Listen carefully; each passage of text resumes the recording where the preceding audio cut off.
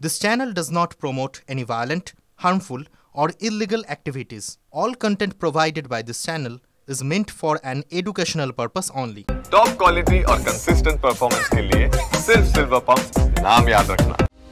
देश ছাড়া করেছে আগেই, এবার সব সম্পত্তিও কেড়ে নিল। বাংলাদেশের প্রাক্তন প্রধানমন্ত্রী শেখ হাসিনার যাবতীয় সম্পত্তি বাজেয়াপ্ত করা হচ্ছে।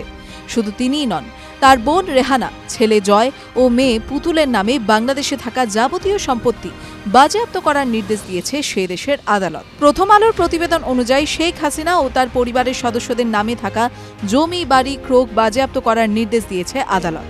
সব মিলিয়ে প্রায় ৮ কোটি টাকার সম্পত্তি বাজেয়াপ্ত করা হবে। হাসিনার বোন রেহানার নামে ১২৪টি ব্যাংক অ্যাকাউন্ট রয়েছে, তাও বাজেয়াপ্ত করার নির্দেশ দেওয়া হয়েছে। ওপার বাংলায় কার্যত আর কিছুই রইল না শেখ হাসিনার।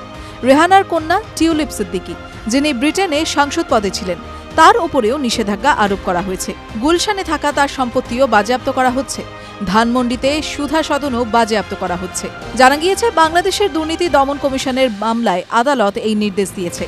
শেখ হাসিনা ও তার পরিবারের বিরুদ্ধে দুর্নীতি ও অর্থ পাচারের অভিযোগ আনা হয়েছিল। সেই মামলায় আদালত শেখ হাসিনার ব্যাংক অ্যাকাউন্টে লেনদেনও বন্ধ করিয়ে দিয়েছে, যাতে কেউ অ্যাকাউন্ট থেকে টাকা তুলতে না পারেন। হাসিনা পুত্র সজীব ওয়াজেদ জয়ের অ্যাকাউন্টও বাজেয়াপ্ত করা হয়েছে। আওয়ামী লীগ এবং শেখ মুজিবুর রহমানের স্মৃতি ট্রাস্টের লেনদেনও বন্ধ করার নির্দেশ দেওয়া হয়েছে। TV9 Bangla, digital.